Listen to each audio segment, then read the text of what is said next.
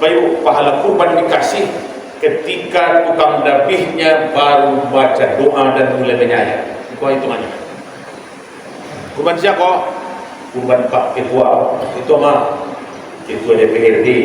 Dia tuh Pak Wakil Padang, Pak Raja Budiman. Sekeluarga, yo sekeluarga. Cukup satu lain, cukup. Terdoa yo. Bismillah. Allahu Akbar. Nih, sayat pertama itu, apa bisa gitu?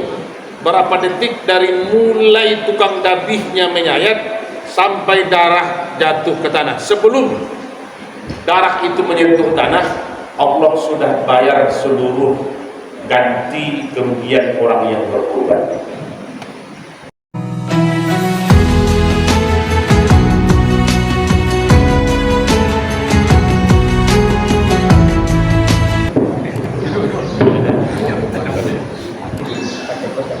Assalamualaikum warahmatullahi wabarakatuh.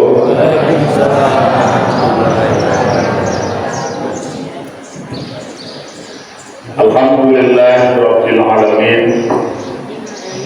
Wassalatu wassalamu ala asrofil anbiya wal mursalin wa ala alihi wa sahbihi ajma'in. Bapakku yang sama-sama kita hormati, kita banggakan, Bapak Kapolda Sumatera Barat atau yang mewakili, mudah-mudahan nanti yang mewakili jadi Kapolda juga. Amin. Sama-sama kita banggakan, kita hormati Bapak Wakil Ketua DPRD Provinsi Sumatera Barat, Bapak Eviandri Raja Budiman. Beliau ini awak saya, rasa-rasanya yang gelar Rajo Budiman ini tidak banyak orang di Sumatera Barat. Satu-satunya yang Rajo, yang Budiman, beliau lah.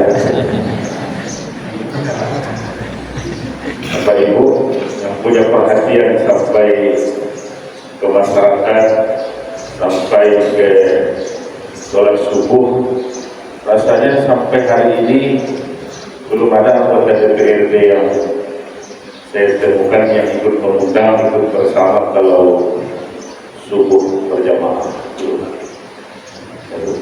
Beliau lah satu-satunya baru yang Rajo, yang Budiman. Mudah-mudahan nanti jadi Ketua DPRD Provinsi Sumatera Barat atau jadi pemimpin kita yang lebih tinggi dari Sekretaris Wakil Ketua DPRD. Amin. Amin. Bapak Ibu, sama-sama kita hormati tokoh-tokoh masyarakat kita. Ada Pak Ketua DPRD, Pak Ketua subuh berjamaah kita ini, Pak Zulwakmi, beliau di pensiunan AKBP. Dulu ketika masih tugas, perhatiannya juga luar biasa kepada keagamaan. Sehingga saya hatam Quran kami di Polresta Padang. Polisi hatam Quran dibaca dari mulai surat Al-Fatihah sampai ke atas. Zaman beliau dengan Pak KBP Samsul Bahri. Tokoh-tokoh itu rata-rata sampai sekarang masih aktif, masih bergerak di masyarakat, masih terus membawa banyak keberkahan.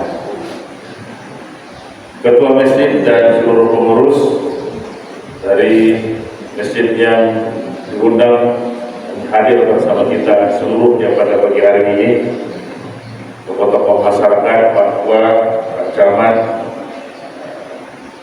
Paul 9 itu tadi. Saya akan sebutkan lagi satu demi satu. Bapak Ibu, saya dapat perintah sudah menjelang maghrib kemarin untuk dapat mewakili tempat ini dan menyampaikan permohonan maaf. Pak Wali Kota Padang, ada kegiatan yang belum bisa digantikan yang sangat penting di jam yang sama, makanya dibagi-bagi tugas beberapa tempat dapat jatah lah di tempat ini.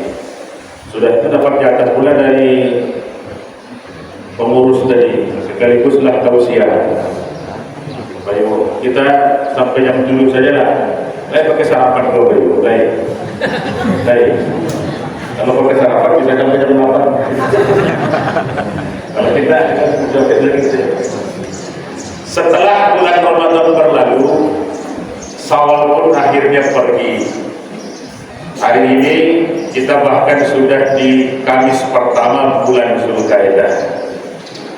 Di depan kita semua ada dua ibadah terbesar yang datang sekali dalam setahun, sekali dalam 12 bulan. Ibadah pertama tinggal menghitung hari, karena besok sudah akan dilepas dari Kota Padang sebanyak 1.230 orang. Ibadah itu pelaksanaan ibadah haji ke Baitullah. Bapak Ibu bersyukurlah, berbahagialah, bergembiralah kalau tahun ini ada yang terdaftar untuk dapat jatah ke Tanah Suci. Kalau ada keluarga Bapak Ibu yang bisa berangkat tahun ini, bersyukurlah. Dari 9 masjid musholla yang tergabung di jamaah kita, paling tidak ada yang mewakili itu. Bapak Ibu doakanlah bagi kita yang belum berangkat, bagi kita yang masih harus menunggu daftar antrian. Di Sulawesi Selatan jatah menunggu itu 47 tahun. Kalau mendaftar usia 40, siap-siap berangkat usia 87 tahun. Lain kasih hati itu, lain kuat itu lari. Kota Padang kemarin ada jemaah yang mendaftar langsung mengeluh, betul, jauh itu, lawan daftar awak haji. 28 tahun lagi menunggunya. Kan daftar antrian Kota Padang itu sekitar 28 tahun ke depan. Bapak Ibu kalau mendaftar usia 60, usia mana di sini? Karena itu di Makassar, di Sulawesi, anak lahir urus aktenya sebelum TK daftarkan hajinya. Anak masuk SD daftarkan hajinya. Nanti ketika umurnya 50 tahun, dia masih kuat, dia masih sehat, sudah bisa untuk melaksanakan ibadah haji. Jangan ditunggu uzur. Kemarin saya berangkat jadi petugas, sepertiga jemaah yang kami bawa itu risti. Jemaah yang kami bawa 400 orang itu risti sepertiga. Resiko tinggi, rata-rata lansia. Maka ketika kami pulang, jemaah tidak bisa dibawa pulang, tinggal di sana, diobat di sana, dan berkubur di sana. Itu resikonya. 5 saya bawa untuk melontar jumrah ke Jamarat. Dari yang saya lontarkan ke Jamarat itu, beberapa di antaranya sudah meninggal dunia sekarang. Lain sampai di Mina, lain. Tapi untuk ke Jamarat, kami bagilah di jamaah yang mampu dan kuat. Apa para orang bisa? Ampe tambah cile, kabarana tigo tambah dole, kabarana cipol tambah ampe lagi 5 surang. Menolong jamaah yang tak bisa ke Jamarat. Membawa batu, bisa hitung batunya itu. Para batu untuk 1 orang, nah, itu jumlah jamaah yang dikalikan dengan itu. Ini tidak bisa di tanah air. Ibadah ini harus di tanah suci Makkahul Mukarramah. Bonusnya al-hajju mabrurun laisa lahu jazaa'un illal jannah. Haji yang jadi mabrur tidak ada balasan yang pantas kepada mereka kecuali surga. Maka sampai hari ini baik tidak ada orang yang akan bosan, tidak ada orang yang akan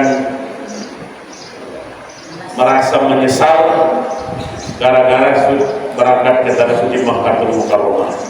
Yang sudah sampai tetap ingin kembali. Yang sudah pernah tawaf pasti akan ingin kembali ke sana. Maka Maka kalau kita ulur mendaftar, kita ulur-ulur, makin lama makin sulit jatah kita untuk dapat kesempatan. Pak Ibu, ini tidak bisa di tanah air. Yang kedua, ibadah terbesar di depan kita hari ini tidak harus ke tanah suci, bisa di tanah air, bisa di tanah abang, bisa di tanah sirah, bisa di tanah kusir, penyembelihan hewan kurban. Ini bukan ibadah biasa. Kalau Bapak Ibu sering baca surat yang paling pendek, perintah itu perintah kurban. Inna a'tainakal kautsar. Sesungguhnya kami telah memberikan kepadamu nikmat yang sangat banyak. Kami sudah sangat banyak mengasih kamu nikmat. Tak bisa dihitung, tak bisa dijumlah. Fasholli li rabbika wanhar. Oleh karena itu sholat kamu karena Tuhanmu dan berkurbanlah. Berarti perintah setelah rezeki diberikan, setelah karunia dikasih, setelah nikmat dibagi, perintah hanya dua. Sholat kamu karena Tuhanmu dan berkurbanlah. Bapak Ibu, ini bonus yang sholat subuh ya, sholat subuh ini bonusnya. Orang yang sholat subuh, bonus pertama akan mereka dapatkan, wajah mereka akan bersinar terang benderang nanti di alam akhirat. Sampaikan berita gembira kepada orang yang datang sholat di kegelapan malam, subuh dan isya. Wajah mereka akan bercahaya terang benderang nanti di padang mahsyar. Ini bonus pertama. Karena Bapak Ibu, kalau kita ingat sejarah dari dulu, orang datang sholat subuh itu harus butuh keikhlasan tinggi. Mereka harus keluar dari rumah dalam waktu yang ketika itu tidur sedang enak, ketika cuaca masih gelap. Bonus hadiah pertama, wajah akan bersinar di padang mahsyar. Bonus kedua, bonus suruh Ibu. Sahabatku semua, nampak enggak bulan purnama itu? Nampak ya Rasul. Bagus tidak? Bagus. Terang, terang. Indah, indah ya Rasul. Semua kamu nanti, kita semua akan dapat melihat Allah di padang mahsyar di akhirat. Melihat Allah ya Rasul? Ya. Seperti kamu melihat bulan purnama ini, terang, indah, jelas. Bisa ya Rasul? Bisa. Bisa ya Rasul? Iya. Tapi ada syaratnya. Apa syaratnya ya Rasul? Kamu tidak sholat subuh setelah matahari terbit dan tidak sholat asar setelah matahari tenggelam. Ayo hati-hati dengan dua sholat. Tidak sholat subuh setelah matahari terbit dan tidak sholat asar setelah matahari tenggelam. Itu cuma yang dijamin Rasul, orang yang bisa langsung melihat Allah di akhirat kelak. Maka hati-hati Ibu, resikonya ya. Bedakan dirimu dari munafik. Bedakan dirimu dari munafik. Jaga dua sholat di antara yang lima. Dua di antara yang lima. Orang munafik tidak akan sanggup, tidak akan kuat, tidak akan bisa sholat dua di antara yang lima. Isya dan subuh. Bapak Ibu, jangan kecewa kalau jemaahnya itu. Saya tiap pagi itu dari 2006 masjid yang saya lewati bertukar terus rata-rata. Tapi saya pernah ikut juga rombongan Bapak Ibu ketika di Al-Ikhlas kalau salah. Bapak Ibu, jemaah subuh itu orang.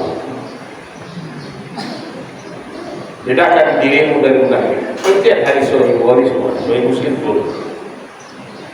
Maka kalau kita ingin bagaimana? Tidak ingin bermental munafik, tidak ingin di rumah banyak dusta, tidak ingin di rumah banyak pengkhianatan, cek 2 saja. Hari ini banyak keluarga yang nampak akur tapi lain di bibir, lain di hati. Polisi kena telepon malam-malam, yang menelepon istrinya, yang ditangkap suaminya. Ada Pak? Yang menelepon istri, yang telepon polisi, yang ditangkap suaminya. Pak Ibu, wajah tampilan bisa saja mengecoh, tapi yang 2 ini abadi dari dulu. Bedakan dirimu dari munafik. Jaga 2 sholat di antara yang ini. Maka orang munafik bisa sholat Jumat, bisa sholat zuhur, bisa sholat asar, bisa maghrib, bisa, tapi tidak bisa 2. Ayo, orang munafik bisa sholat di luar yang 2 ini, yang 2 tidak. Kemanapun apa yang pergi, dimanapun masjid apa yang temui, lihatlah, datanglah ketika subuh. Itu kunci pertama, lihat kondisi. Baik Bu, ini bonus sholat. 2 menit lagi, bonus kurban. Bonus kurban. Siapa yang berkurban ini bonusnya. Kalau Bapak melihat ayatnya, kalau diuraikan kata kejar-kejar 34, 35, 36, 37 surat Al-Hajj. Kita ingat yang pendeknya saja. Wa basyiril mukhbitin, berikan, sampaikan kabar baik kepada orang-orang yang tunduk dengan perintah kurban. Siapa yang berkurban, kasih tahu berita gembiranya. Apa berita gembiranya? 1, tiap helai bulu hewan kurbanmu Allah bayar, Allah ganti, Allah tebus 1 kebaikan untukmu. 1 bulu, 1 kebaikan bagimu. Ada Bapak Ibu yang pernah melihat sapi? Lain tak hitung bulu ini. Sekali hitung lah. Jangan cari sejauhnya, cari bulunya itu. Bahasa 2 lagi. Kemarin saya hakim di Masjid Nurul Ilmi Unan. Bapak, saudara, kan banyak yang insinyur, banyak yang guru besar, banyak yang profesor, banyak yang doktor, ahli di bidang peternakan. Bisa tidak 1 mewakili insinyur, guru besar, profesor, 1 saja? Berapa banyak bulu sapi 1 ekor?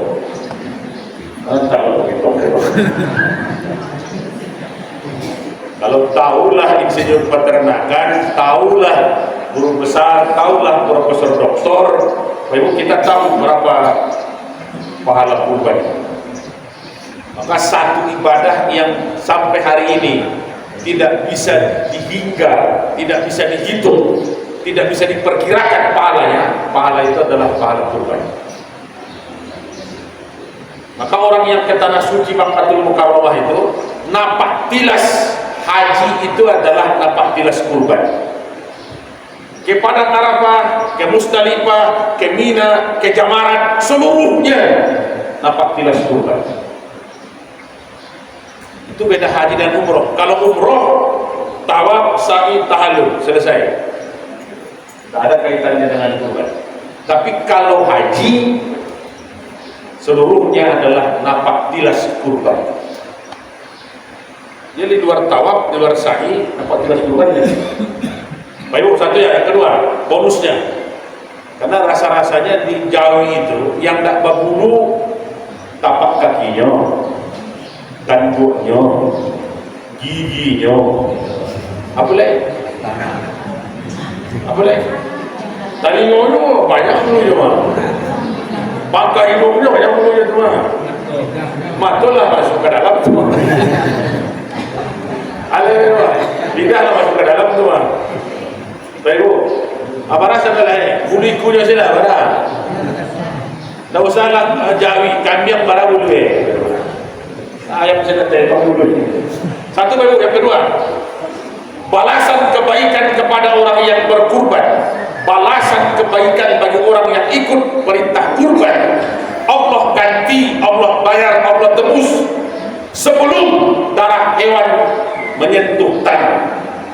Jadi jangan disangka pahala kurban itu baru akan Allah bayar, Allah ganti setelah dibagi dagingnya, dimasak oleh ibu, dihidangkan di ruang tamu, dimakan sama-sama, jadi rendang, jadi dendeng, jadi gulai korma, sandauro 3 kali dulu. Wah.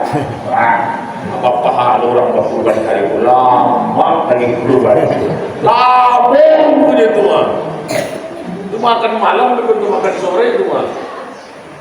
Pahala kurban tidak dikasih ketika waktu membagikan daging. Bapak Ibu jamaah Masjid Al-Munawwarah, daging kurban sudah bisa dijemput ke masjid. Mohon dijemput dan dibawa kupon masing-masing. Tanpa kupon tak kami kasih. Timulah kawan jam 3, jam tengah hampir menjelang asar. Kalau di situ pahala dikasih, lama cuma. Apakah pahala kurban itu ketika kurban sapinya, kambingnya mati? Tidak. Bapak Ibu, pahala kurban dikasih ketika tukang dabihnya baru baca doa dan mulai menyayat. Itu hitungannya. Kurban siapa? Kurban Pak Ketua. Itu mah Ketua DPRD.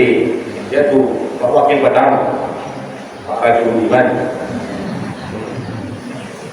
Sekeluarga, yo sekeluarga. Cukup satu lain, cukup. Terdoa dia, Bismillah, Allahu Akbar. Nih, sayat pertama itu, apa bisa ngitung? Berapa detik dari mulai tukang dabihnya menyayat sampai darah jatuh ke tanah. Sebelum darah itu menyentuh tanah, Allah sudah bayar seluruh ganti kerugian orang yang berkorban. Maka ceklah Bapak Ibu, mau 9 masjid, 9 musola atau sekota Padang, belum pernah ada orang jatuh bangkrut gara-gara berkorban. Belum pernah ada orang jatuh miskin gara-gara berkorban. Belum pernah ada orang jatuh tapai, jatuh hancur rumah tangganya, berserak keluarganya gara-gara ikut berkorban. Belum ada. Balasan kebaikan bagi orang berkurban Allah bayar sebelum darah hewan menyentuh tanah. Inilah pahala tercepat.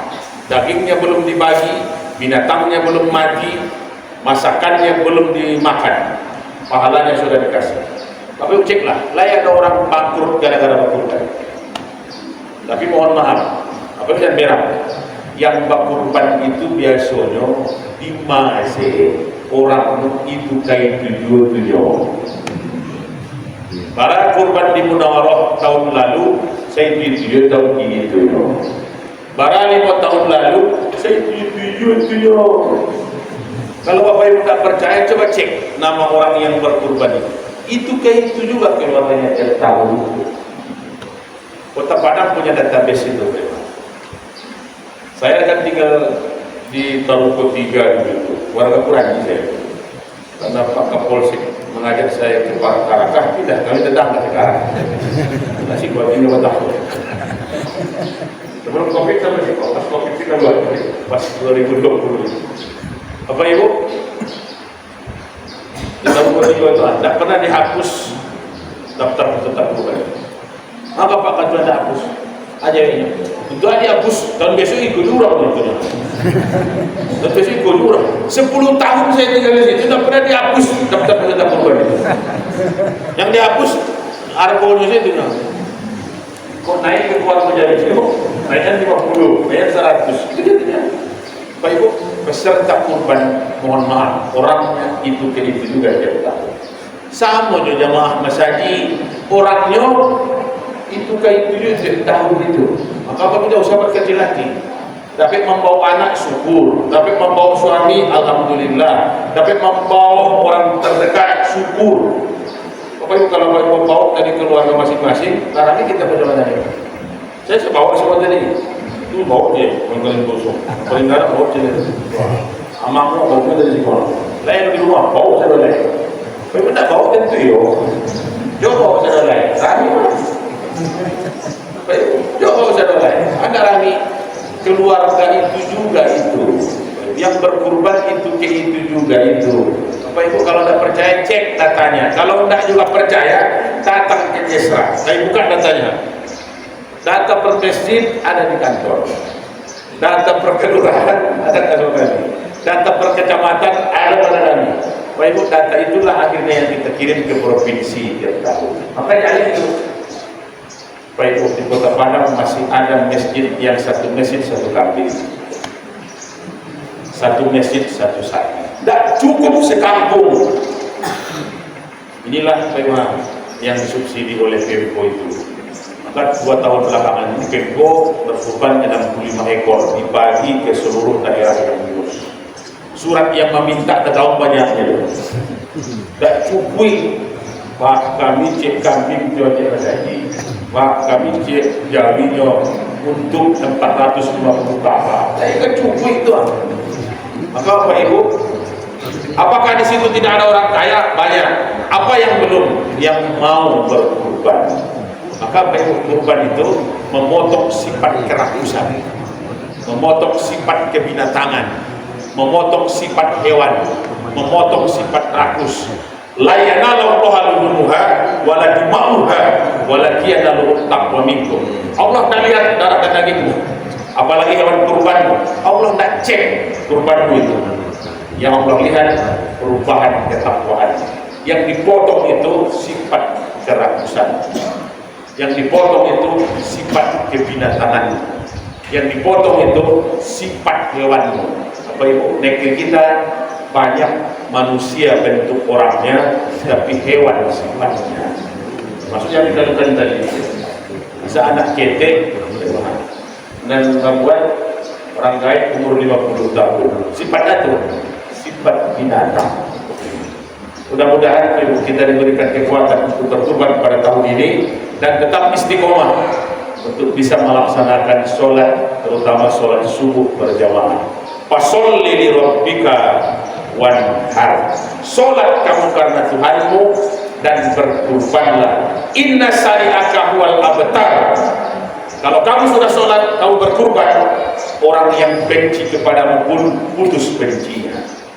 Orang yang benci kepadamu tidak jadi benci, menjadi sayang. Kenapa orang benci ke kita? Kalau bertambah kayu orang, bertambah sepilih Pak. Kalau bertambah kayu, bertambah bertambah benci orang. Makanya potonglah sifat binatang itu dengan menyembelih hewan kurban. Banyak maaf. Assalamualaikum warahmatullahi wabarakatuh.